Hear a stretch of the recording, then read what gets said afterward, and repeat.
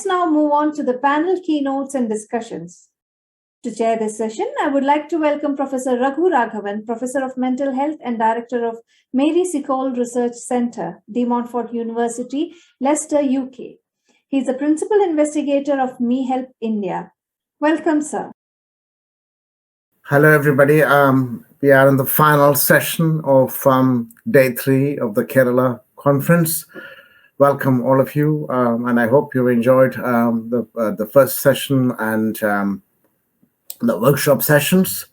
So we have an excellent afternoon session or concluding session of the Kerala conference, where we have 5 eminent speakers from practices in Kerala.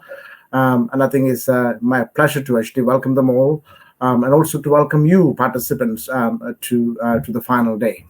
Before I introduce the speakers, let me just remind you to use the chat and the question and answer tabs on the right-hand side of the screen.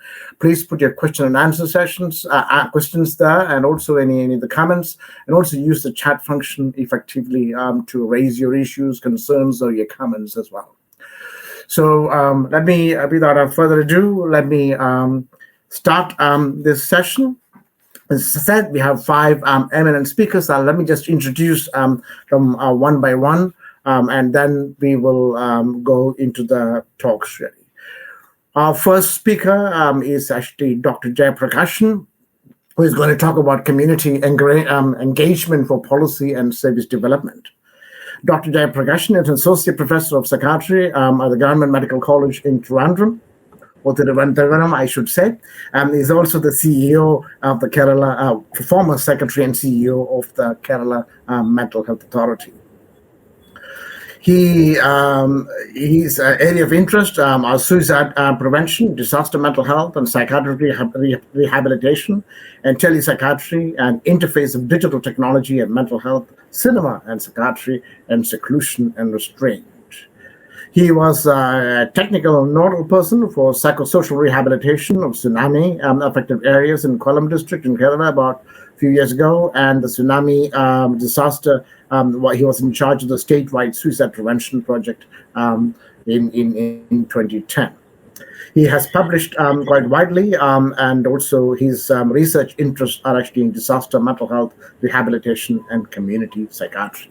Welcome, Dr. Jayaprakashan, to the final session of this conference. Then we have Dr. Shaji, who is also a member of our advisory group for the project. Dr. Shaji is trained in psychiatry from the Christian Medical College in Vellore, and joined the faculty at CMC Vellore and then at Government Medical College in Thrissur. He was a professor and head of the Department of Psychiatry at the Government Medical College in Thrissur till 2020. He is currently the Dean for Research at the Kerala University of Health Sciences based in Thrissur. He has also published widely, and is a recipient of awards for the Dr. Vimala Veeramani Award in 2009, Professor Surendra Mohan Award in 2011, and ICMR International Fellowship for Senior Biomedical Students of the Year in 2011-2012.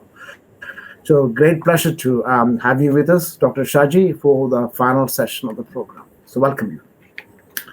And thirdly, we have Dr. Krishnakumar. Dr. Krishnakumar is currently the director of the Institute of Mental Health and Neurosciences, IMHANS, based in Kozhikode in Kerala. He had his undergraduate training and postgraduate training in pediatrics at the Government Medical College, Kozhikode, and postgraduate training in psychiatry at the Institute of Mental Health in Chennai. He has more than 23 years of research and teaching experience in pediatrics and child psychiatry. Under his guidance, the Institute of Mental Health and Neurosciences has developed into a premier institute in Kerala and postgraduate training center in clinical psychology and psychiatric social work. He was instrumental in developing several community-based intervention programs in the mental health, including community mental health programs, mobile intervention units for disability, Anganwadi-based intervention for neurodevelopmental disorders, and tribal mental health program. Welcome, Dr. Krishnakumar, to the program. Is he here? Okay. Our next speaker is Dr. C.J. John, who is presently working as a chief psychiatrist at the Medical Trust Hospital in Kochi. He has got a training and service background from Trivandrum and also from IMHANS in Bangalore. He has published scientific articles in various journals. He has also co-edited a textbook on psychiatry, and he has been active propagating mental health literacy by contributing articles in media for the past 30 to 35 years. He is also the founder, director, and mentor of Maitri, a suicide prevention NGO based in Kochi for the past 26 years. He's also chief mentor of our responsibility to children at Ernakulam district. He serves an advisory board of Childline, has been an honorary consultant for several other mental health NGOs like People's Council for Social Justice, Kanivu, and Bodhini at Ernakulam district. Is also currently a member of the Kerala Mental Health Authority. Welcome, Dr. John, to the program. And finally, we have Dr. Akhil Manuel, and Dr. Akhil is a nodal officer of Aditya Deva Bhava, is a migrant welfare project of the National Health Mission based in Ernakulam. He is a project coordinator of Let's Reach Out Kerala, a migrant social welfare project. And he has also coordinated as the project coordinator for the Green Cochin Mission Waste Management System Generation Project, and project coordinator for the Cup of Life Menstrual Cup Project, nodal office for the Healthy Future Lifestyle Modification Intervention Project in school children, nodal officer for the Nirvana Substance Abuse Project, nodal officer for the VIBGO One Window approach in schools, COVID nodal officer for Oxygen War Room, and nodal officer for the Railway Surveillance, and nodal officer for HR recruitment and key personnel in monitoring telemedicine and shifting of patients, etc. He is a recognition of the UNHRC of Aditya Deva Bhava, Let's Reach Out of Kerala, and Bandhu Mobile Clinic. So welcome, Dr. Akhil Manuel, to our final program. So let me invite the first speaker, Dr. Jayaprakashan, and he's going to talk about community engagement for policy and service development. Over to you, sir. Thank you, Dr. Raghavan, for inviting me to this conference. Because the time is short, I will straight away proceed to the topic, which is community engagement for policy and service development. It so happened that I was in the previous session of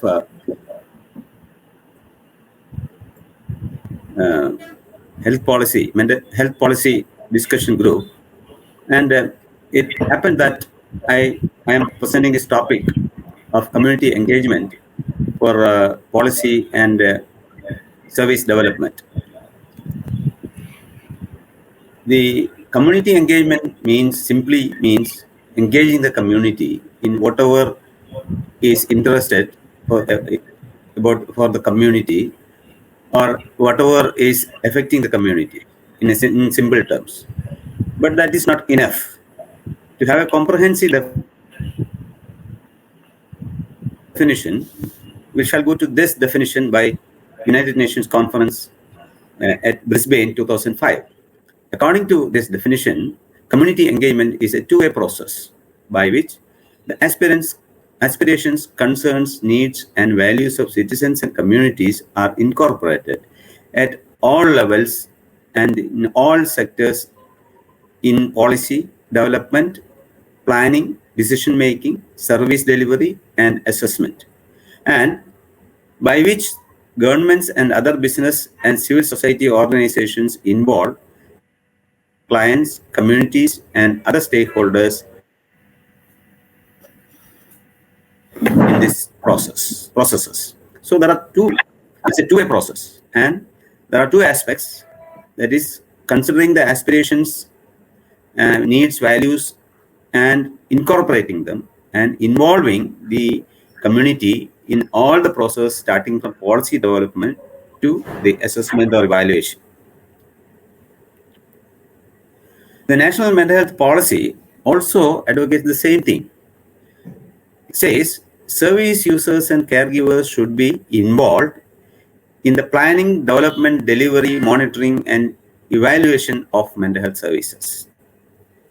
But we know that this is rarely done, especially in our country. There is overwhelming evidence to support the community engagement because the positive outcomes are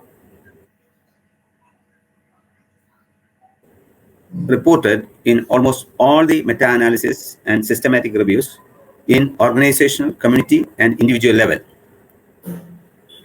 So in engaging the community, the service providers should ask, has the community had an opportunity to provide input into the plan? Did we ask what they needed instead of giving them what we thought they needed?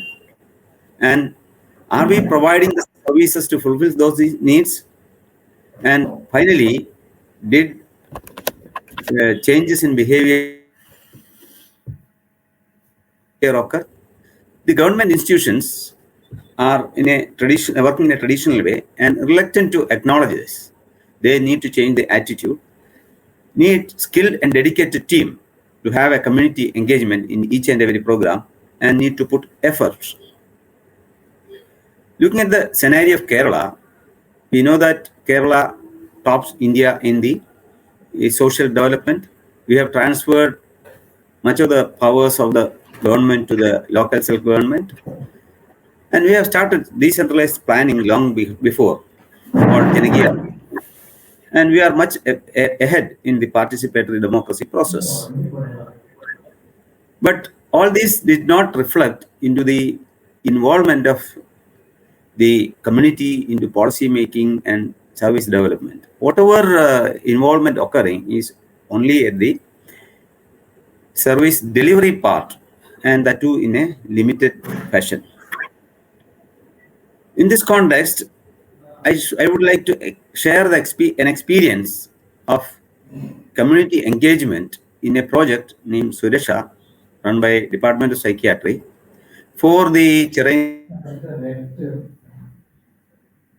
Block Panchayat, which includes 6 Grama Panchayats, 51,000 households, and 1.83 lakhs population. The project was intended for community-based treatment and rehabilitation of the mentally ill, funded by Social Justice Department mainly, and supported technically by the Government Medical College of Trivandrum, Psychiatry Department. So we followed these steps, right from the assessment of needs, involvement of people in telling what they need, identifying and engaging all the stakeholders, defining the community and collecting data analysis, prioritizing the needs, documentation, communication of the workers, planning, implementation of strategies, and evaluation after once the program is started running. So this stakeholder meeting, community outreach, meetings online as well as offline, advocacy and policy change, training, psychosocial support, and feedback. All these processes were undertaken. All the community stakeholders, patients, caregivers, senior citizens, LSG members, students, local leaders, volunteers, PHC doctors, nurses, health workers, ASHA workers, Anganwadi workers, teachers, and even ministerial staff of government officers working the block are addressed. And the results were very encouraging. 843 persons with mental illness were identified who are not getting proper care or treatment. They were treated at PHC level. Caregivers were trained. Ward level committees were formed in all the 113 wards for social support of these mentally ill. Ensured that social service welfare measures like pension, disability certificate were provided for those who are eligible. Sureksha clinics were started in 6 PHCs. Awareness campaigns were running, including those street plays in all the panchayats. trained medical staff, trained panchayat level coordinators, councillors were appointed by the block panchayat. School mental health program started through training teachers. Block level family and psychosocial intervention clinics were started. And the whole program was successfully handed over to LSGDs at the end of 2 years. And it's still running. But there is some attrition happening, especially in the time of this COVID pandemic. Looking back to the scenario in Kerala, let us look into the community engagement, the level of community engagement happened in the disasters. 2018 flood as well as the COVID pandemic. The LSGD centric disaster management was how the Kerala managed to overcome these crises. If you look at the COVID pandemic, all the major activities were planned at the community level with total support and involvement from the community. For example, the rapid response teams, community kitchens, COVID first-line treatment centers, home treatment, and quarantine. All these were managed at the community level, right from the policy level discussions, the financial management, and the evaluation. All these things were done at the community level. So the characteristics of this participation were participation at all levels, local adaptation of the general instructions, intersectoral and interdepartmental coordination, and many times preemptive action. The local bodies acted even before the government gave a direction. So coming back to the mental health, the potential of local self-government in engaging people at the grassroots level in implementing, not only in implementing programs, but also in planning, formulating, and running the program, as well as supporting financially, and evaluation. All these steps, they have proven their strength. And why don't we use it for the mental health promotion? It's very obvious, very clear that they can do it. Only thing is, there should be a program, there should be an injection of the skills and the proper support so that the mental health promotion, prevention, treatment, and rehabilitation can happen at the community level. Thank you. Thank you, Dr. Jayaprakashan, for an insightful discussion on the kind of engagement process and the steps taken by the government and other agencies in actually overcoming disaster and other things, and the kind of processes and pathways in place, I should say, for looking for the future. Many thanks for that discussion and conversation. Now we move over to Dr. Shaji, who is going to talk about mental health literacy for professional education programs in Kerala. Over to you, Dr. Shaji. Is that okay? That's fine. Yes. Thank you. Yes, sir.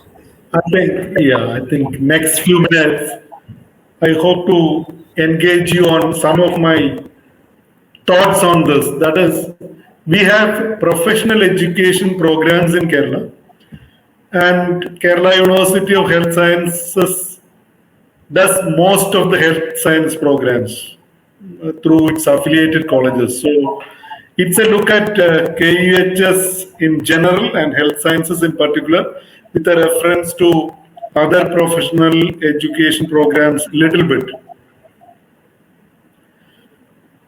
I'm trying to reflect about mental health literacy here. Why do we want mental health literacy to gain momentum in a highly literate state? Because the treatment gap in mental health is huge, even in Kerala.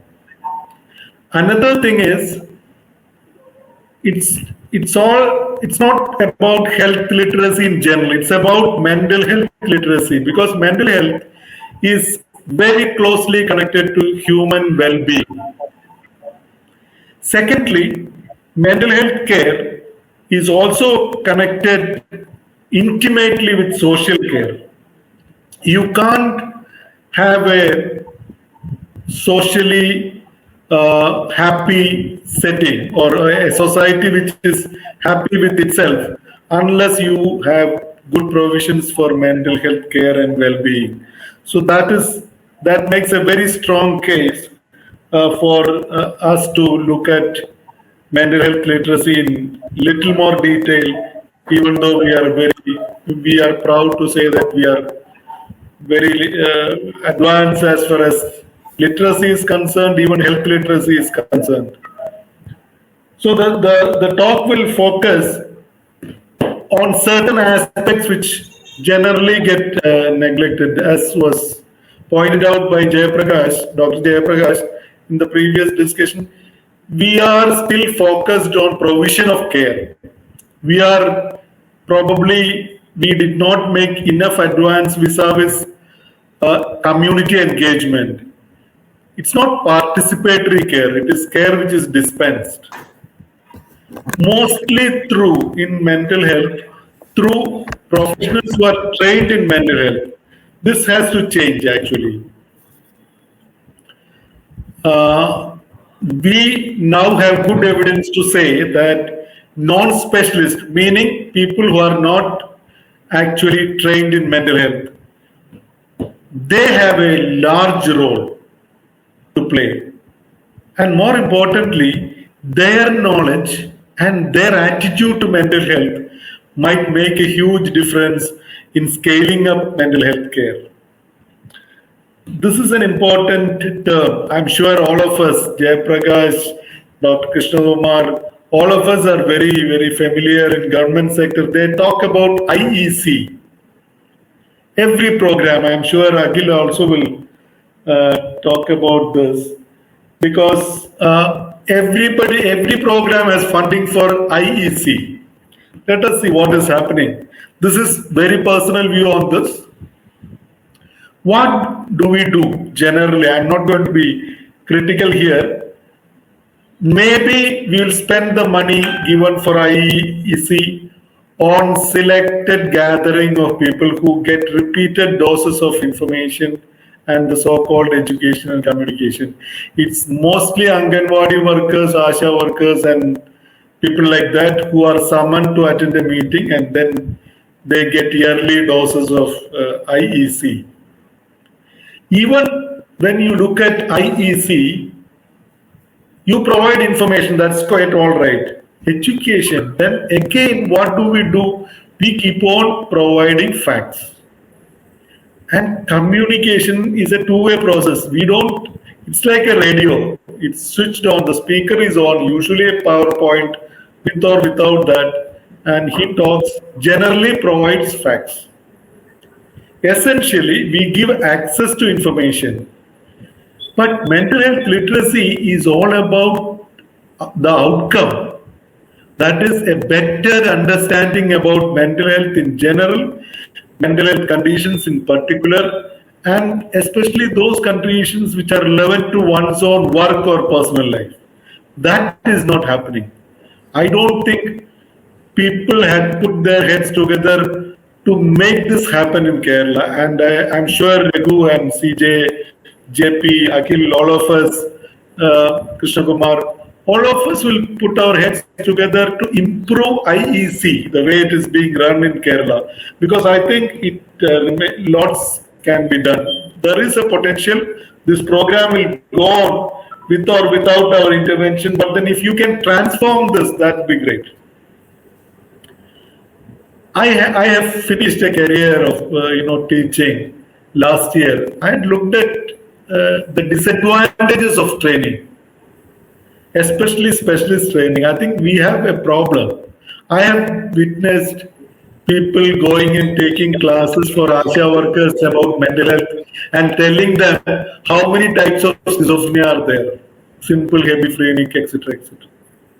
I think we are handicapped by our training, especially in higher centers, tertiary care centers, mental hospitals, and things like that. We talk what we had been listening to all these years during our training. I don't think that is very, the thing which people want to listen. So I think, like the horses, we don't see the entire thing, that gestalt is being missed. So I think the effort should be to actually lead to better understanding of various issues related to mental health and health in particular. So I think that is where lots of work remains to be done.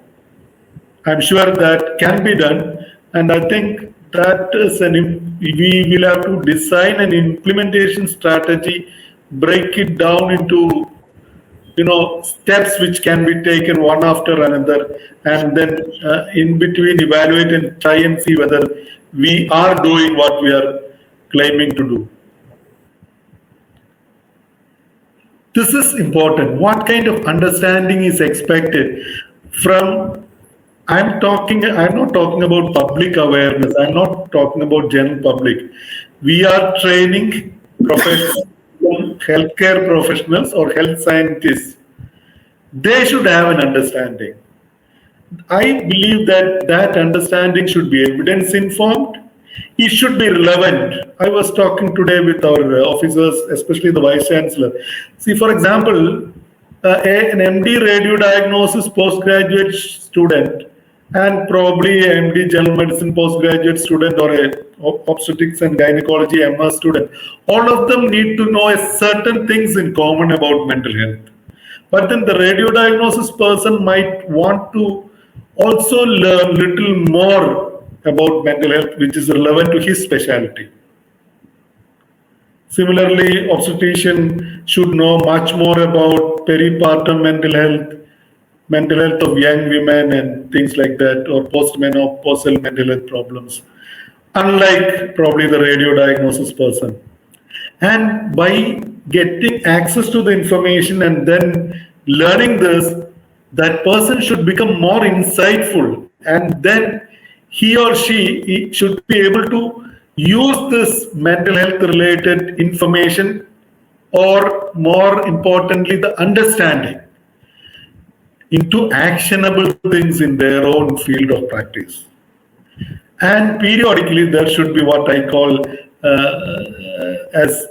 that understanding should be able to, you should be able to recharge and top up based on the new information.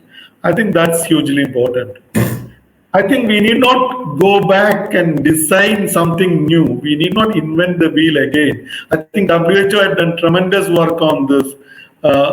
We have modules ready. These modules, mental health gap intervention modules, which are available in this country and in English, we could translate this and then get this modified. For example, at the for a training of a nurse, how much we need to let them know, or allow them to learn, or encourage them to learn. From that level to a postgraduate MD/DM level, we can do that very easily. Then we were talking about people who are not specializing in anything, MBBS, nursing, general nursing, others, pharmacy. Take specialists. I mentioned this earlier. They need to know little more and little specific, and again a general module. I was just wanting CJ to comment on this later. Meaning CJ was senior to me. When we were doing psychiatry, the other specialists, their attitude were not very, what shall I say, complimentary. I recall, when you present a case very well in medicine or neurology, I had an occasion where, now a very famous cardiologist, then a consultant at CMC, he asked me quietly after the clinic, why did you take up psychiatry? You should have chosen medicine. These are backhanded compliments. I think things have changed. No, I hope and believe and pray that that's not happening anymore. Those days, psychiatry was something like, outside the mainstream. marginalized people who cannot get any other specialty getting into that. I think that has to change. Another thing which needs to change is people, surgery, orthopedician, I'm sure neurosurgeons, they don't have time to talk to people. They don't have time to communicate with people. So they hardly have any time to actually engage with their own patients, and thus they miss mental health problems in their patients. So I think the last 1 minute, I think the message which all these people who are into training should receive, which unfortunately in Kerala they are not receiving, that mental disorder is not one disorder. There are various disorders like schizophrenia, depression, panic disorder. More importantly, these are eminently treatable disorders. Remission is norm in depression, unlike many medical conditions. And knowledge helps. Help is available. All clinicians, all health science professionals should know this, and they should encourage people with mental health problems to take help. I think that's important. We can engage curricular, co-curricular activities. I believe that health humanities should come in a big way into professional education in Kerala, both STEM and health science subjects. There is this Jeevani, which is Department of Collegiate Education and IMHANS together. KUHS has a program. We will talk about this later on if time permits. Thank you very much. Thank you very much indeed, Dr. Shaji, for highlighting some of the key points in terms of creating that knowledge, and that knowledge not just for fact-finding, but in terms of knowledge for building as a human being, as a person, as a humanity perspective, and also how important mental health as a field is. You outlined a key important thing, a discussion that we've been having earlier on in the workshop.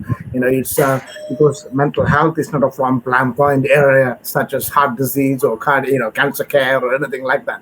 So I think it is important that we focus on some of those things. And I was also asked the same question in 1978 when I went to see an ENT surgeon in Ernakulam. Why did you take up psychology? So I did actually say I didn't want I wanted to actually confront him head on. So I thought, no, I did actually get into veterinary medicine, but I didn't want veterinary medicine, so I went to psychology. So there we are. Anyway, I think that is still a common notion. Even here we have the same notion as well. Why do people go to psychiatry? Because you don't actually get anywhere else or whatever. So I think that is a misnomer in relation to this. But I think it's important that we focus that mental health as an integral in all aspects and all disciplines. That's where interdisciplinarity actually plays a major role here. Many thanks for that highlights and depth into which you have actually gone into the topic. Our third speaker is Dr. Krishnakumar, from Director of IMHANS, and he's going to talk about mental health literacy for children and young people. Over to you, sir. So at the outset, I thank Dr. Raghu and the MeHeLP team for giving me this opportunity to talk on mental health literacy for children and adolescents. And I should also congratulate the team for organizing this wonderful program. I was listening to the deliberations, presentations last 2 days. There were many inspiring, eye-opening sessions. Next slide. What I try to do here, in fact, I am with an apology, I am presenting this paper. I don't have our own data on mental health literacy in children and adolescents. What I try to do here is to see international and national data and see where we stand and share some of my experiences, more like a reflection and a bit of self-criticism. We see some case beginnings. Recently, we had a 2-year-old girl presented with speech delay.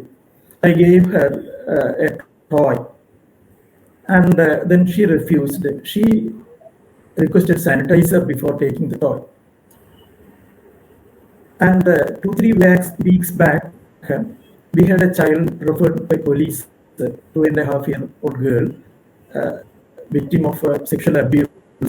The police want to get information from the girl. And our clinical psychologist, Dr. Suja, was able to elicit the bad touch by pointing out in a door.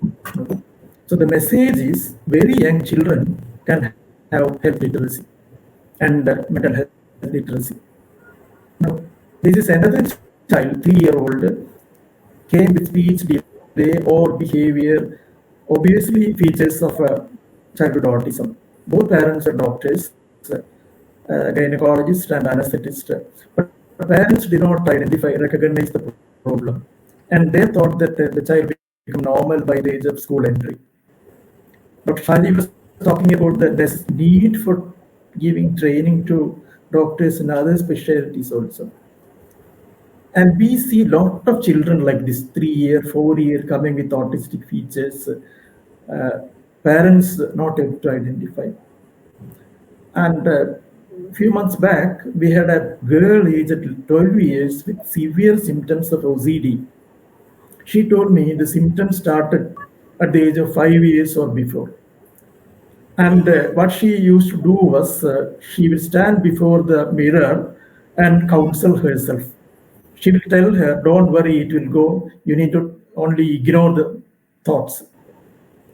But the parents did not recognize the problem. And she also didn't understand that it is something which required treatment. A few years back, we had a child, a girl, 9th standard girl. The school teacher identified drug abuse when she removed the sleeves of her shirt, seeing injection marks. So we had trained teachers to identify mental health issues, sexual abuse, and things like that. And for the school Jagrita Samitis, and teacher could identify problems. Next slide. So what I'm trying to say is mental health literacy for children and adolescents, we need to focus on children, teachers, parents, and significant others like legal people. And they should be taught or should have the ability to recognize mental health problems, about risk factors, self-help interventions, professional help systems. That also is important, to know where to get help. Many teachers complain that or the parents complain that when the child is learning problem, they don't know where to get help. So that also is important.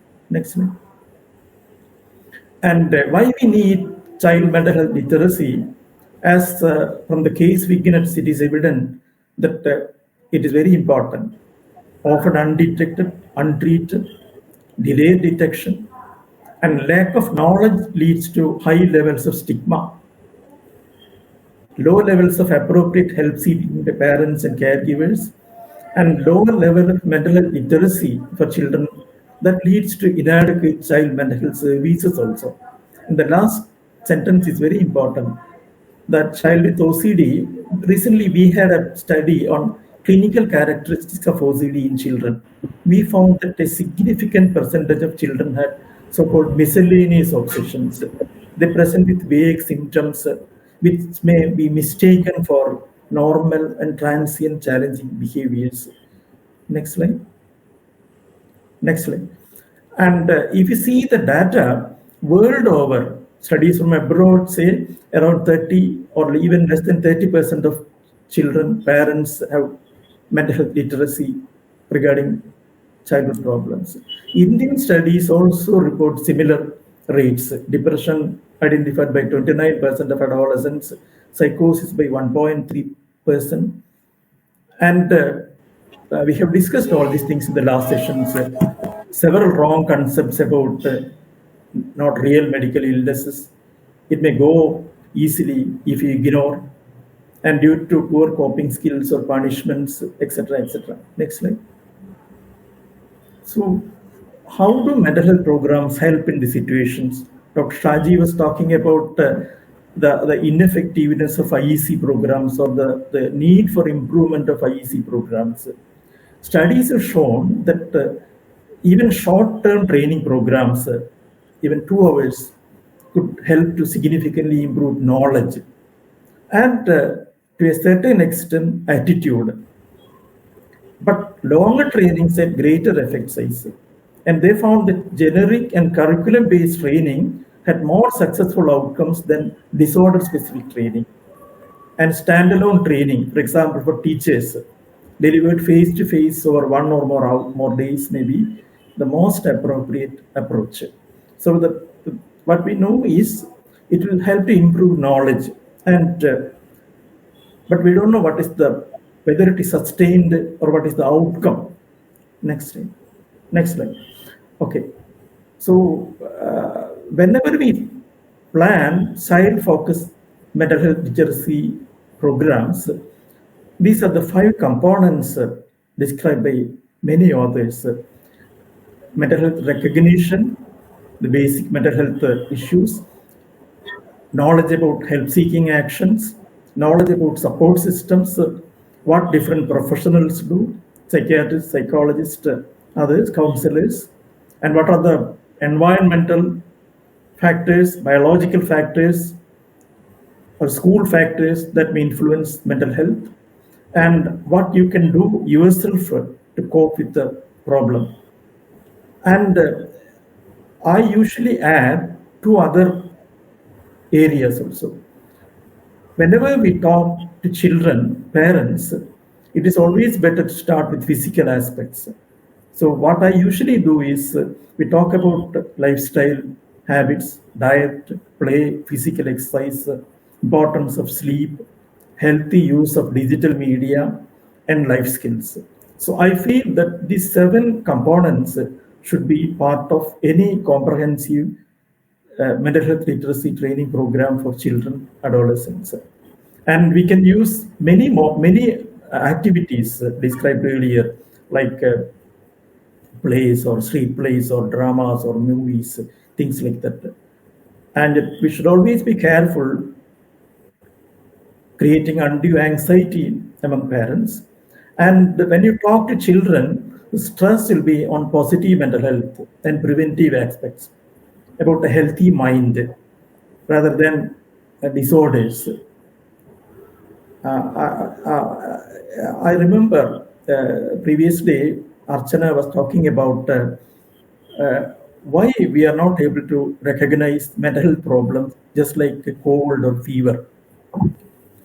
I feel that it's very important that parents should be able to identify emotional disturbance in the child, just like a fever. For any cold or fever, we are not going to consult doctor. We can manage at home many things. That way, we should be able to, the parents should be able to, or those who deal with children should be able to identify problems. Yesterday, Dr. Indu was presenting a very simple scale, how to identify depression in the community. I feel that we need, that is where Dr. Shaji can take the initiative. We need simple tools to help parents, teachers, others to identify mental health problems in children. Next slide. And now coming to our experience, there are several programs which are very active in Kerala. The Rashtriya Bala Swasthya Karikram that include a development component.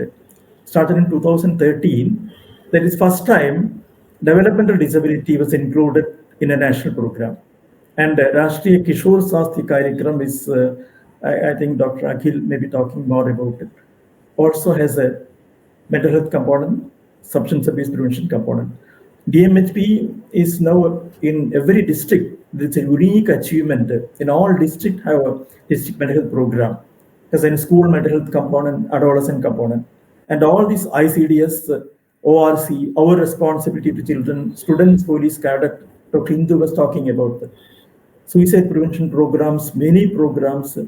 In fact, a few years back, I have identified 9 programs in a school for children. For District Panchayat, Indian Academy of Pediatrics, government, different agencies. And next slide. Coming to our experience, in 2010, we had a child sexual abuse prevention program. That is why we formed Jagrata Samitis in all schools in Kozhikode. and teachers were trained to identify mental health problems in children. It was very effective. Suchal program, we gave training to Anganwadi teachers to identify developmental disorders. And those teachers are now, even now, referring children to our clinic. Our mobile intervention unit, now it is run as Adiyatra in our district, which we started in 2010, but an IEC component, as Dr. Shaji was mentioning, and we are talking about developmental disorders. And the Indian Academy of Pediatrics, in combined with collaboration with IAP, we have prepared a module containing these things: know your body, know your mind, and also life skills, diet, lifestyle, habits. We're conducting classes for pediatricians in a TOT model. And 2 years back, we prepared a parenting skills training program in collaboration with Indian Academy of Pediatrics with 3 modules for children below 5 years, school-going children, adolescents. And recent COVID program time, the Shastahitya Parishad was doing this Makkalkoppam. Dr. Vinu was talking about it. Ujjwala Kaumaran 2 programs. Around 2 lakhs children were trained in Kozhikode district and extended to other. And the importance is we conducted a survey on psychological problems in children during COVID pandemic, and based on the outcome of the study, we planned a awareness creating program, a simple program with 10 or 12 items. And the thing is, the Shastahitya Parishad is taking up mental health issue in a big way, first time, these 2 programs.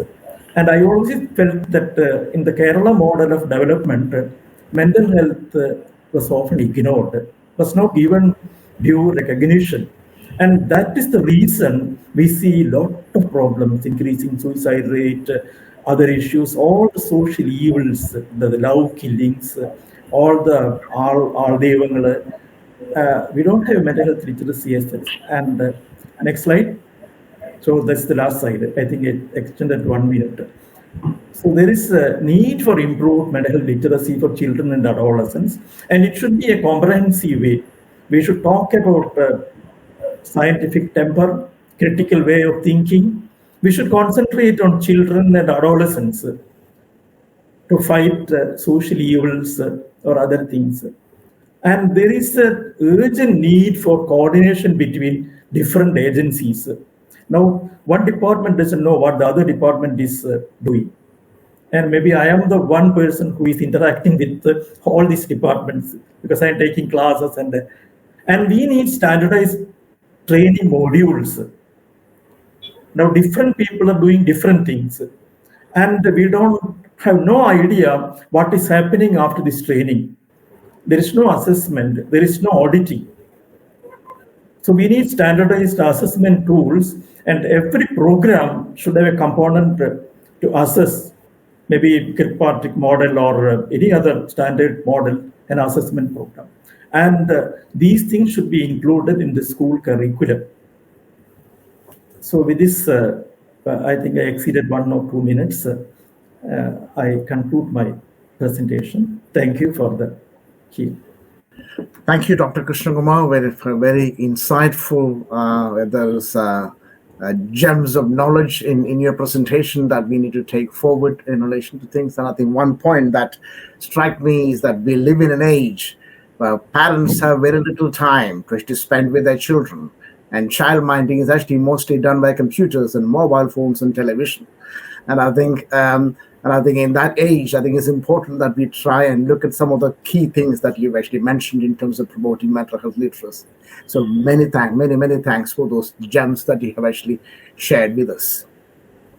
Our next speaker, and before I go to the next speaker, I think there is a question and answer. We will prolong the session a bit more, but I think there's a question and answer tab. Please do raise your questions, and also please do raise your comments in the chat box as well.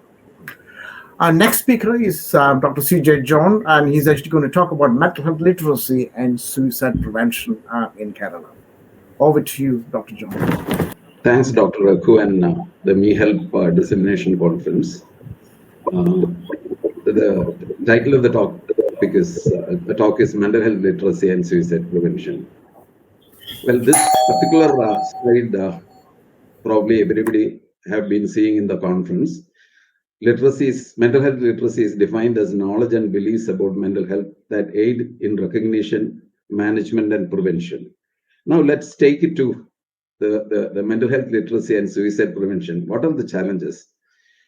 The problem is very huge.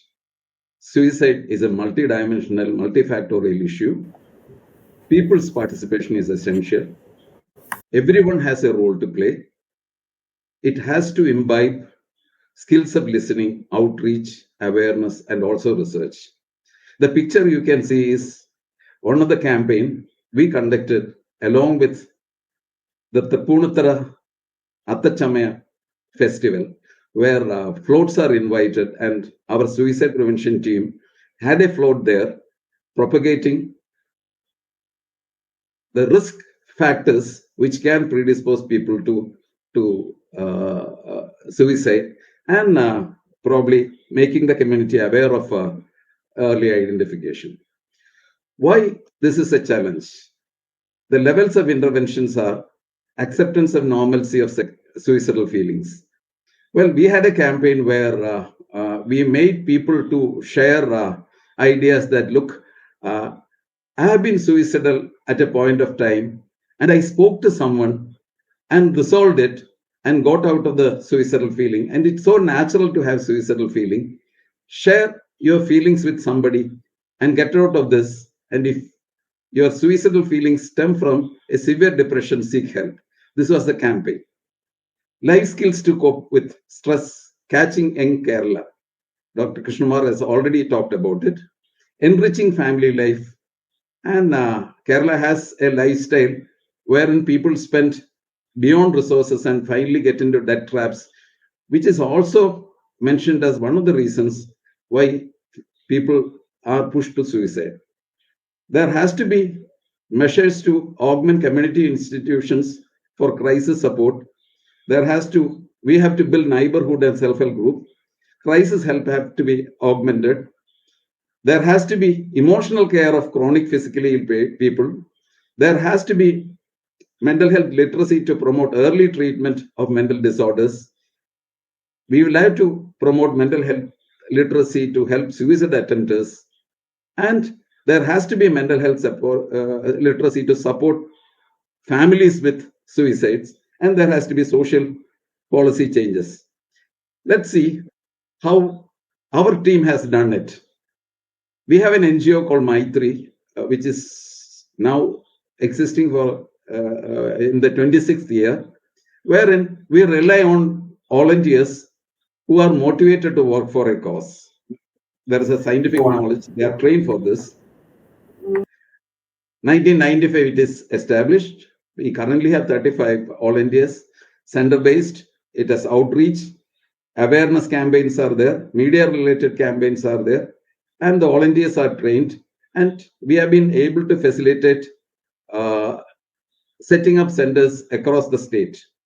Some of the activities we have done is, one is Nehapuram Kuttikalodapam, which targeted the entire schools in Ernakulam district. This was when no programs were existent in Kerala for school.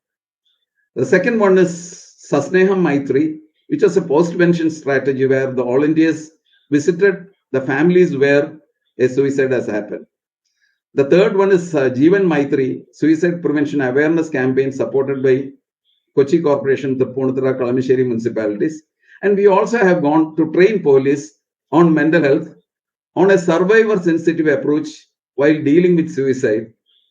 The picture you see is our stall in the flower show. The flower show people have been very generous in allotting a stall for suicide prevention in the flower show, wherein we have a stall which propagates Life is Colorful, where the visitors are made to do some short, fill-in short questionnaires regarding depression and other things, and these things are exhibited. So even in flower show, there is a visibility and there is an opportunity to propagate mental health literacy. Jeevan Maitri is the program that has been conducted in Cochin Corporation. which is replicated in a few other municipalities also. The target was counselors, school teachers, ADS workers, social workers, and interest persons. The module had 3 hours. Exhibitions were arranged, pamphlets were given. The training content to propagate mental health literacy and suicide prevention is the presentation on problem suicide, preventability of suicide, is social issue that adds to suicide is presented in a role play, and identification of the potential high-risk persons, and basic principles of mental health first aid, how to help, supported by 5-minute skits. The program starts off with probably a questionnaire on myths, and you can see the rating from the Cochin Corporation program, where those who threaten will not do. People said yes for 52.42%. Suicide happens without warning, 35.35%. Strong desire to die in suicides, 12.62%. Suicidality associated with poverty, 44%. Suicidal, all suicidal are mentally ill, 93. No for 93%. Actually, this questionnaire is given at the end of the session also, and we see the change in attitude. We had done a post survivors program at the firework tragedy at Pootingal, Parur, where 110 people died, 350 were injured. Many had seen the death of their dear ones in front of their eyes, and they got the body charred and disfigured. 34 families were identified by the health workers as high risk, potentially suicidal, and the volunteers went there and befriended 167 persons. There were 2 contacts, 1 initial contact and 2 follow-up contact. And this is also a method of probably propagating mental health literacy. We had adopted a village, Karakambalam, something different from what Jayaprakashan has said. We focused on probably making the community aware of probably mental health issue through a social work tool called participatory rural appraisal. There were 19 wards for the panchayat, and we made people gather to identify the key mental health issues that can predispose people to depression and suicide. And you can see the participatory rural exercise going on, rural appraisal exercise going on. And the panchayat said these were the probably areas that needs to be addressed: alcoholism, emotional and behavioral problems of children, old age people above the age of 65 who are not working or are bedridden, who are lonely at home, and families needing special care and protection by the community. Those families with mentally ill people, including mentally challenged, those families with physically challenged and bedridden people, and those families with chronic mental illness. As an offshoot of this program, we had a discussion with the planning board member then, Mr. Raghavan, who was able to convince the then Chief Minister Umman Chandi, and that's how a person who is mentally ill that card became a BPL card, and they started getting benefits. There is a concept of community gatekeepers. We did in a different way. We identified people in the community, trained them, and made them a catalyst group who could identify these people, who could probably direct people with mentally ill for treatment. There has been an exercise for breaking the barriers to seek help for mental health. You can see the street plays. We conducted a child guidance camp. In fact, we have to think about camps in mental health, child guidance camp. We also organized an elder well-being camp. All these camps will promote mental health literacy and the sensitivity to mental health issues, which eventually will prevent suicide. Dr. Krishnakumar has been talking about life skill training. In fact, we experimented on something called life skill day at schools, something like science day or sports day, wherein there was a focus campaign on life skill, which we thought was very effective, and probably that would probably pave the way for much more focused activity on life skill training. Media related activities. Actually, in 1991, we identified that there were several suicides happening. Those were the days when the ranks were announced, and we inevitably see several students dying by suicide because of failure. And we made a campaign saying that when a child fails in examination, that's the time when the parents have to give support rather than blaming them. And we could get slot in the news thing also, which probably prompted the government to probably quash the rank system, and they shifted to grade system. But now the grade system also has become MLAs where people are running after full A+. This is one of the important steps we have done, which Shaji also knows. During the floods, the first suicide was reported, and Dr. Shaji called me saying that, look, we'll have to do something, CJ, about this. But by then we had already started a campaign saying that this is the time where the media has to be very restrained in reporting suicide, because there are several people who are going through the same mental state, and this is going to sort of induce copycat phenomena. Luckily for us, this campaign was noticed by famous film actress Manju Warrior. She took it up and she started carrying on this campaign. And I must say that no media reported any suicides during floods after that. And that was one important thing that has happened. There is a tendency to sort of politicize suicides, wherein when the reports came, we started campaigning that it is not an occasion to politicize. This is the occasion where you like to talk about first aid to persons in distress, and people will have to develop a listening attitude. In India, according to the Mental Health Act, now suicide attempt is decriminalized. But we made a campaign saying that, hospitals, people have to spend a lot of money in saving their lives after a suicide attempt. There has to be a campaign to emotionally support these people also. Then only the treatment is complete. So this is the campaign.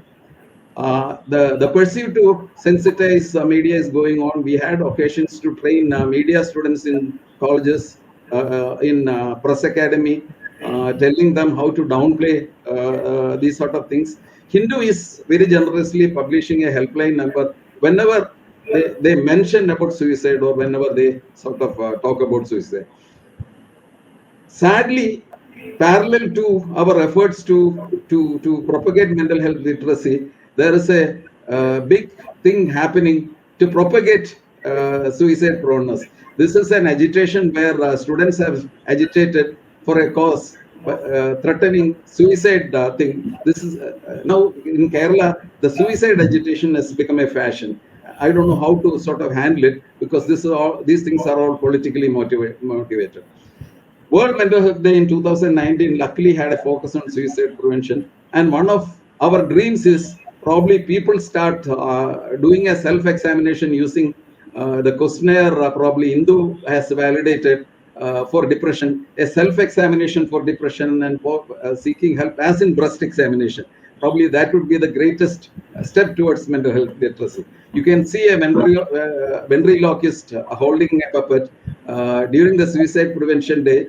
We trained this ventriloquist on principles of suicide prevention, made him parade through the Marine Drive during the crowded time, and the ventriloquist through the puppet propagated how to identify depression, how to do mental health first aid, and this puppet started responding to questions regarding depression, mental health, and suicide in the suicide prevention parade that has happened. There are innovative steps, but still we have miles to go. Thank you. So our final speaker for this afternoon, or this evening, I should say, it is afternoon over here. So for this evening is Dr. Akhil Manuel, and he's going to talk about rural and urban mental health welfare programs. Before I hand over the mic to Dr. Manuel, let me just remind you, there is the chat option. There is also the question and answer option, and we will actually come back to a discussion group mode immediately after Dr. Akhil's presentation. Over to you, sir. Thank you. That was a very elaborate and very informative session we are having. And thank you for having me here. So my topic is actually mental health, rural and urban welfare programs that are running. Thanks to Krishnakumar, sir, and all of you that already all the projects were discussed. So I don't have to divulge more into it. what I can concentrate on, I can actually talk about CMHP, DMHP, how the PHCs are being converted to FHC, and in FHC there's a system called ASHWAS, where there's a psychological intervention daily happening is what is on paper. But I would rather talk about the rural and urban. I'll first go back to what Jayaprakashan sir was saying. Jayaprakashan sir said, and that's a very important point for that's what Kerala is actually what makes Kerala as Kerala is the LSGD system. So when this LSGD is in place, if you talk about Ernakulam, it's pretty easy. It has been pretty easy for me to implement something in the rural space because of the panchayat, because of the PHC system, because of the ASHA system, because of all other. I'm a migrant nodal officer, so I have migrant lingo workers. So it was pretty easy to implement something there, to do something there, or to create an intervention there. But when you take an urban setting of the corporation and municipality and all, it has been difficult. To be frank, it seems a different, really different lifestyle if you look at urban space, where the community participation is very hard to get to. They live an isolated life. They have their own close friendship. Even in flats, one flat person doesn't know the other flat person. That kind of thing is there. So I'll just share what I learned from the mental health perspective, because I was thinking when Dr. Raghu was also like, you have to talk about mental health. You can't talk about anything else. You have to talk about mental health. And we are selecting you. I was like wondering, okay, I have been to a lot of projects, but mental health, okay. But I kind of understood why that was there. Because basically I'm a palliative doctor. So compassion is the ultimate base point where we create any project. So when sir was reading all those lists, but what I have done, and it's not actually what I have done, there's a team behind it. But when that's all been successful to one point because the base was set on compassion. So what I'm getting at is any project requires mental health as its base. That in terms can happen with the workers and the community. Like I can give you an example. I was an oxygen nodal officer, oxygen war room. So how does mental health play in oxygen war room? It's completely different. But when you think about it, the stress that was handled by 18 to 28 hours, that's what you have to understand. The district was handled, the state was handled, most of the state was handled by 18 to 24 years old kids. And the amount of stress they were handling for 48 hours, I mean, continuously, was humongous. So, Tata Institute Social Science volunteered with Dr. Devisha, and she took care of the psychological aspect. And for me, that was very helpful in controlling and handling oxygen. You know, the state, India was going through a very bad state at that time. But we were able to handle it because of that. And from there, gave the birth of taking care of your own workers in NHM for frontline workers who are working all throughout the district, seeing death every day. No one is accustomed to seeing death every day, even in the medical fraternity. And except maybe for doctors, maybe nurses also there, but not like this, not like in a pandemic, not like 10 people dying a day. So, mental health, the most promotive experience that I had was Let's Reach Out Kerala. Let's Reach Out Kerala is associated with, it was during the lockdown of COVID. Basically, we ourselves as natives, it was for the migrant welfare project.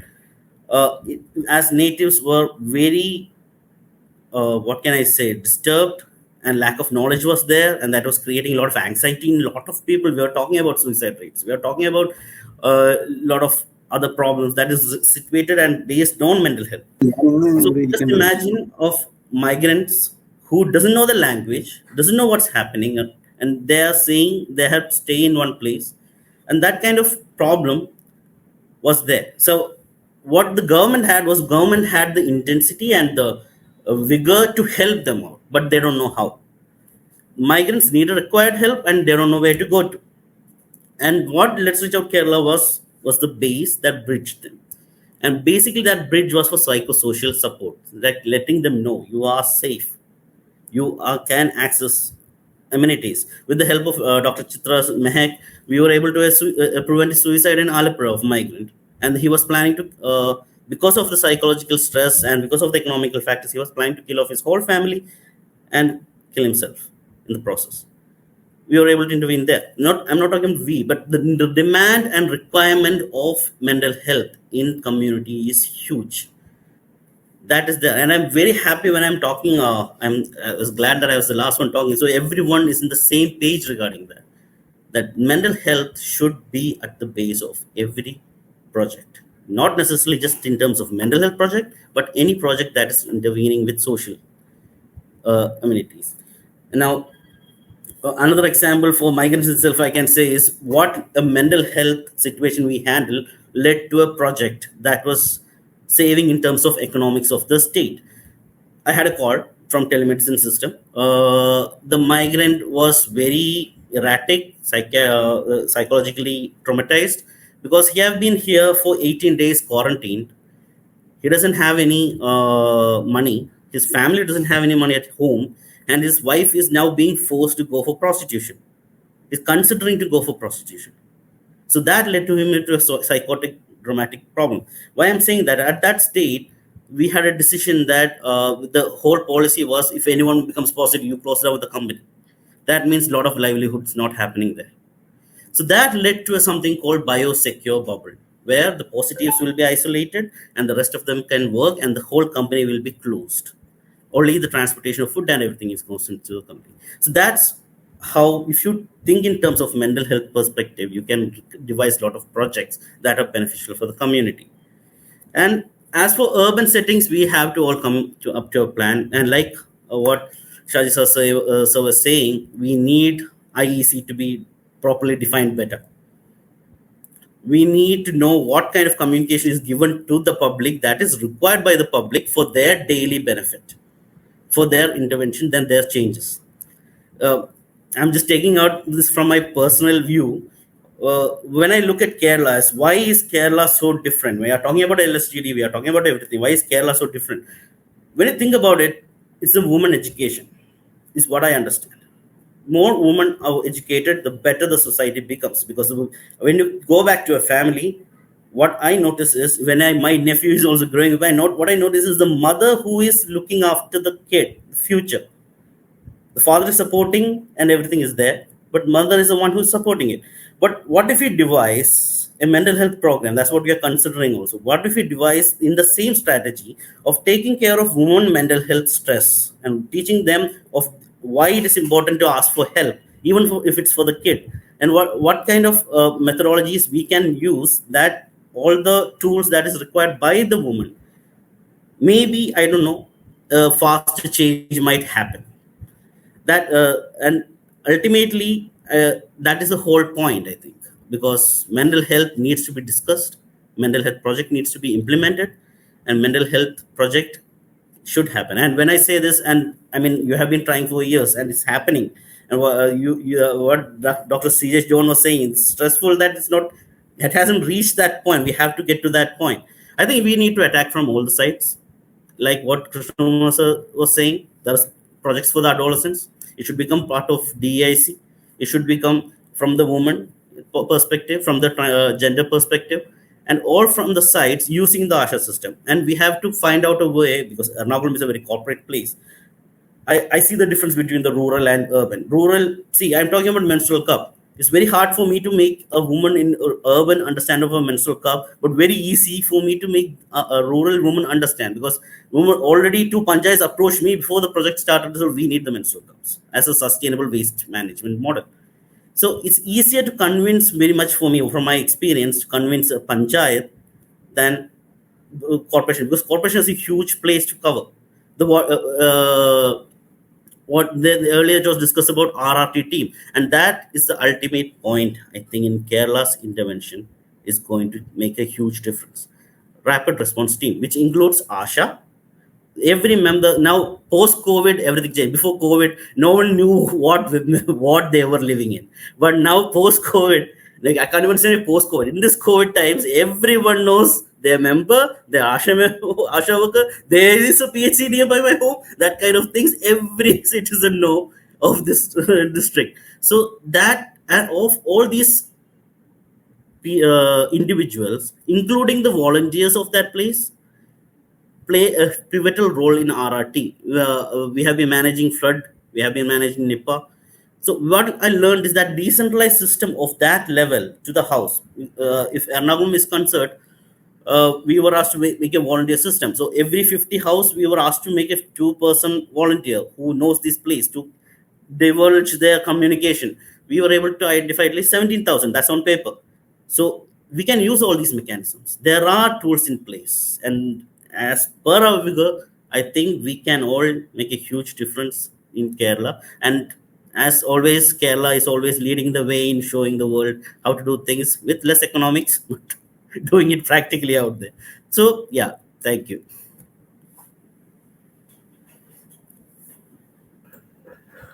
Thank you, Dr. Akhil, and I think that was an interesting talk in relation to your own experience of looking at migrant communities. And India has the largest number of internal migrants in the world, according to the UNESCO report. Obviously, resilience and mental health and well-being is part and parcel of all those things. Our own studies in Pune in relation to the migrant communities have actually integrated that. But I think also a key point that you came along to that is actually mental health. There is no health without mental health is something that you're actually trying to explore. And I think we should all work together in relation to making mental health the key point. So thank you all 5 speakers here. Excellent. There are loads of gems, loads of wisdom, loads of activities, loads of takeaways from here. I can see my mind blowing in terms of the range of activities that is being covered. And I think, the way we need to channel them together and collectively, package them and showcase them in relation to how that could actually contribute to better policies and mental health and well-being of a state. As Akhil said, he's one of the leaders in the world. And sitting here in the UK, I see how Kerala is actually in terms of human health index, but in terms of there are other issues that might be actually affecting Kerala.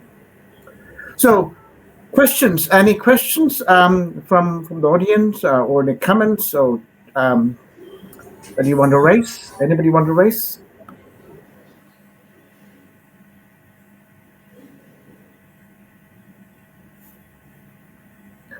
I have one question actually, because I'm a foreigner, even though I'm born in Kerala, but I'm a foreigner. So obviously I need to understand, how does this actually collect? There are, as I said, lots of things actually happening there. And how does it all come together? Is there a space for all these things to come together? Is there a policy for all these to come together? Is there a conversation, a medium of conversation where all these things could actually come together? No choice, you can take your turns in terms of commenting on it, please. I think we have to create a space. The question was, is there a space? I don't think there is no well-defined common space. I think that's a problem. And I think we have reached a level where lots of activities are happening in many places at the same time. But then those who are active are not good in showcasing it, and there is no space which is central to learn from each other. So this option of I know that CJ is doing lots of things, all of you here, but then what is lacking was pointed out by Raghu now, that there is a need to let each other know what we in our own space is doing. That kind of a common space, probably we can have interested groups, the university and all, allowing that building that kind of space with the support of the government. I don't think LSG, they cannot do it. I think it has to be the health minister, social welfare, social security mission providing that space. I think we will talk to them in the near future. I'm sure CJ, Akhil, all of you here, JP, we will find a time and place so that we get this idea across that lots of things happening, but everybody should know what is happening where. and how we can learn from each other, not only from successes, by the mistakes or rather ineffective ways in which we did this. I'm sure that could be done. CJ, I don't know. Maybe your thoughts on this. Sir, may I say something? As part of this, I don't know about the mental health aspect of it, but in migrant situation, what we did here is everyone was doing their own work. They had their own migrant quota that every department had to fill for doing their service and have to be sent to central. So what we did is, when you looked at the migrant health as such, it was not just one department structure. The living condition should get better, the occupational environment should get better, all was there. So what we did is, we incorporated all the required departments for it, because everyone is doing some activity or the other. And there was a lot of duplication of work, and there was no proper channel for it. So what we did is include the LSGD, the labor department, police, excise, health, then and the human trafficking, child line, all of them together, and on one side, and we provided the space like a medical camp or anything that they can come together and do an activity together and create an intervention. If you are doing an inspection, all of these departments comes together at the LSGD level. And on the other side, we have NGOs. NGOs is, in my view, is a very important being, a living organism that is required by a community, because if you look at palliative became a part of a government structure because NGOs took it up. So I think we can actually, we have to look into it, but I think if we could look, I think we will be able to find that common space, sir. No, I was wondering, yes. No, Shaji, the thing is that the leadership has to come from the center, but this is an occasion where we'll have to probably have decentralized programs for mental health. I go by what Dr. Akhil has said. We have about 950 plus local self-governments, the Grama Panchayats. And when we did our project in Karakambalam, actually Kila came and asked what would be the expenditure involved in probably replicating such a project. We said probably 2 social workers employed on a contract basis. With local funding, many of these programs can be replicated so that the well-being of that Grama Panchayat can be sort of augmented, focusing on the key areas identified by the Panchayat, because some Panchayat drug addiction would be the problem because there is a lot of peddling happening. So the local needs have to be sort of mapped by the local Grama Panchayat, and probably there has to be a leadership happening, and that has to go as a moment. I don't know if Shaji knows, some 10 years ago, UNICEF has actually funded a big project wherein they called the LSG.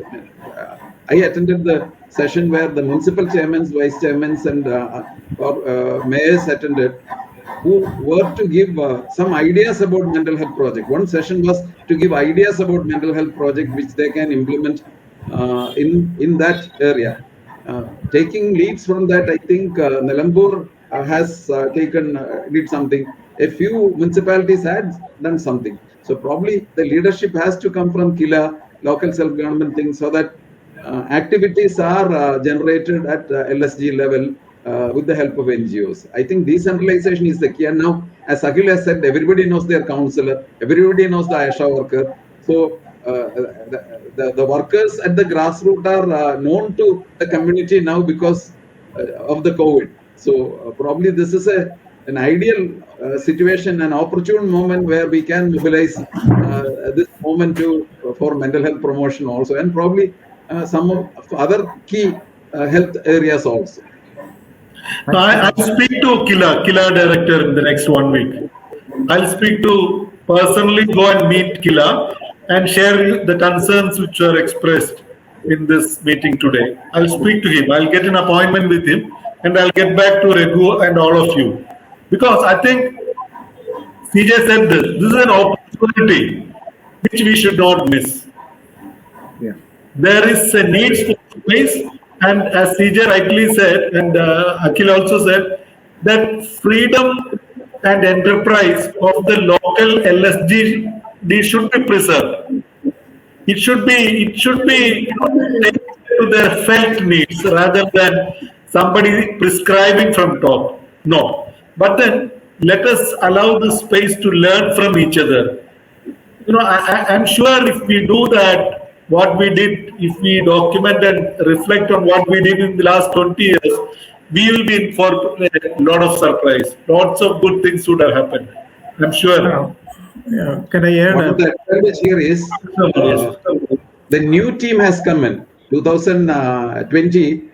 Actually, it is a new team in LSGs. Oh, yes. So they have 5 years ahead of them to probably implement, and probably psychiatric societies can even announce awards for the best LSG that has initiated a mental health project. These sort of reinforcements also can come in.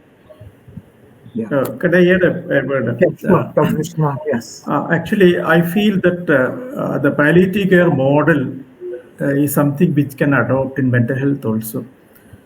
In 2007 and all, when we started community mental health program in Malappuram district, it was very well done by palliative care clinics. MHAT is doing that also. So in many, most of our clinics were attached to palliative care centers, were doing home care. Panchayats were actively collaborating. And after that, the government has brought out a palliative care policy, that is in which local self-government bodies are actively involved. I think the health department can take the initiative, including local panchayats and all, in the implementation level. And I think that is the way forward in mental health, whether it is child mental health or adult. Thank you, Doctor. A quick comment from you, Dr. Jayaprakashan. Yes, I totally agree with the all the speakers, and the LSGD level, that is the community engagement, that should be the key to future mental health programs. And all the aspects of the mental health should be incorporated at the community level, and there should be continuous engagement of the professionals and the agencies so that they reach their goals. Yes. Yes. And definitely KILA is, as a training institute, they can have an initiative with the collaboration of other departments.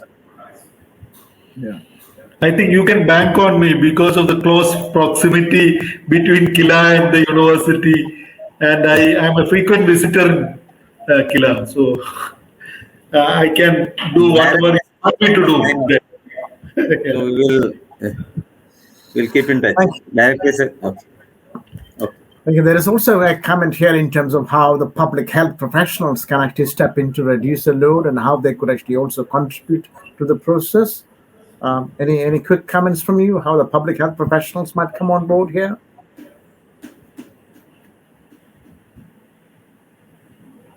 Dr. Shaji?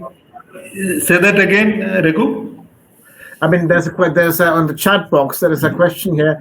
How do you think the public health professionals can step in and reduce the load? Yes. I think this is in continuation with what everybody else had said. The NGOs and public health people should not be in a collision course. They should try to be complementary. I must acknowledge here that I'm really worried about the bureaucratic mindset. I'm part of that even now. I think bureaucracy kills research, and it tries its level best to stagnate things. And I'm sure without NGOs and without LSGDs, Kerala would have been, we would have been nowhere here. It is the enterprise which is lacking in bureaucracy. Innovation is, faced and opposed with skepticism. And I think now we have created a space where every panchayat member, every panchayat president can become kind of autonomous, and bureaucracy will have to play second fiddle. I think that's something which I think has really got implemented in Kerala. As was mentioned by many people, panchayats, if they decide, they will do it. I am a party to that because they just seek your help and they have powers to order the bureaucrat to provide help, which is happening. I think we will work on that. I think there is this ongoing discussion about how palliative care will be negatively impacted by the kind of bureaucratic public health when it is involved and then tries to reach its fingers in the parasitic mode. Parasitic bureaucracy is a kind of bureaucracy. We'll discuss that and we'll deliberate on that. I'm concerned actually. Thank you very much. I think there's also comment from Dr. Subhadra saying the so-called indigenous, all the kind of maybe I presume she meaning the kind of healers and traditional therapists, etc. We need to bring them together into the fold of the broader discussion as well, really. Because I think we started off this conversation from slightly moving away or tweaking or shifting our attention to not following the blind followers of the Western medical model of mental health into more of an indigenous cultural model that is actually prevalent in Kerala and also in India as well. And I think that's the whole purpose of actually having this space in the discussion in relation to how all those things are actually influencing the way we look at mental health, the way we assess mental health, the way we provide support for mental health, the way we design interventions for mental health, the way we look at policy dimension for mental health.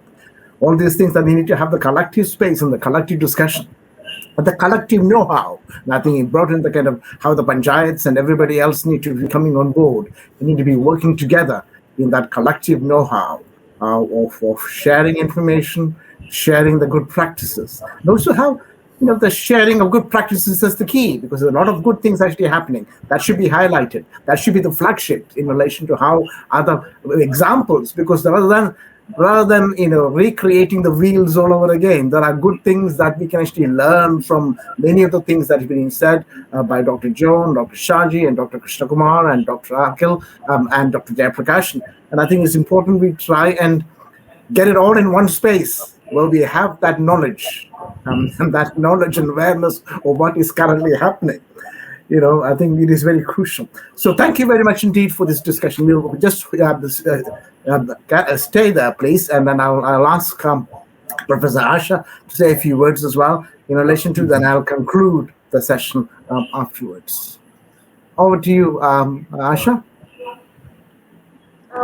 I was about to say, that advocacy has already begun by Dr. Shaji inviting Dr. Akhil, stating, I will take you to Kila and fix up an appointment. I will take this forward. So first step is coming together and the second is advocacy. And there is a beginning already on this panel. So it was an interesting panel and lots to listen, starting from community engagement as a strategy. In COVID times, that's the key word, community engagement. The initial speaker started with community engagement as a strategy, disasters, and now also it proved efficient in the current COVID context as well. So starting from strategies to different models, I recall what Anaga put on text. Do we have so much going on in mental health? Because it's all happening in diverse contexts. We are doing several interventions and targeted interventions. When each of the speakers is talking about a program which they are part of, there are so many programs that are going on, but then it's also invisible. And at the same time, when so many programs are going on, it also seems very insufficient as well. On one hand, we see that, yes, we are doing phenomenal job. We are doing great models. Like even as a social work practitioner, I will say, I'm an interventionist. I'm continuously engaging in the field. Sometimes you also suffer burnout. But then at the end of the day, how much we do, we also feel insufficiency of our efforts. So it's very important to understand that more we work and what's happening, how do we bring in efficiency is important for us to focus on. Maybe the first step is to even document all these models and look at what is the kind of impact, and also like evidence-based, replication, upscaling of certain models also would be important. When I always say evidence-based, I always feel replicability. I'm very cautious about that word because replication also should be very much contextual. But again, I believe that it's time that within Kerala, at least, it's important from north to south. What are the several models, targeted interventions? Who is the outreach population? What are the beneficiaries' voices? There is so much to learn. So I think this is what I'm taking away from this session.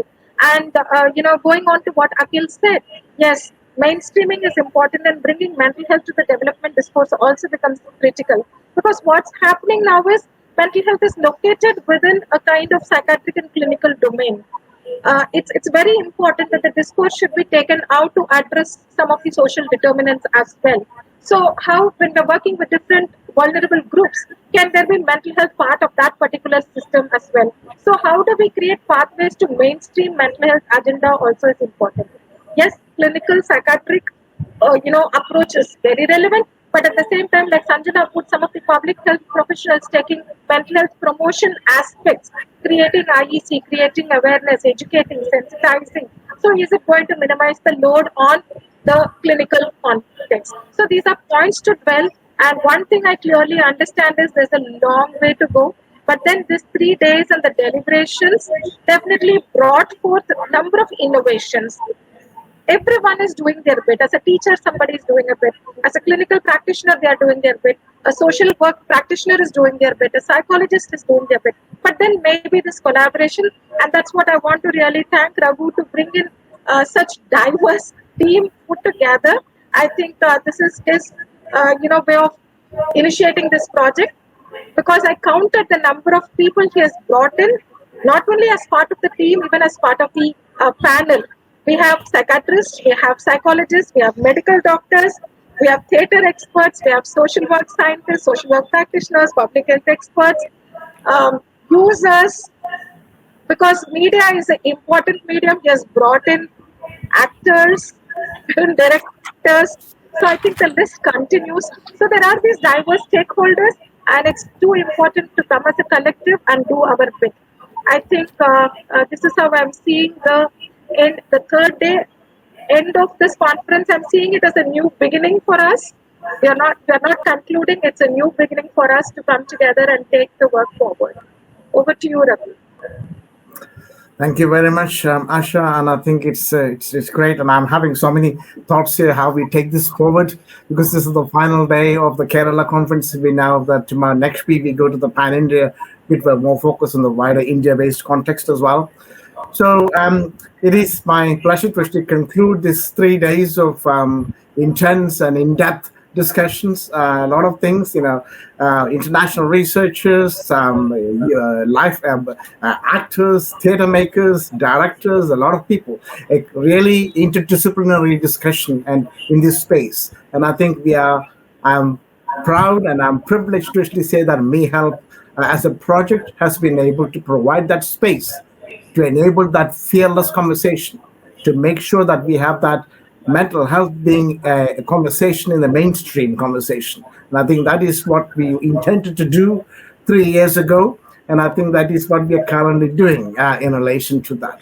And I'm very satisfied in relation to this thing. And I think we had thank you for all the speakers. We had an excellent discussion over the last 3 years. So I thank all the speakers who have been part of this process.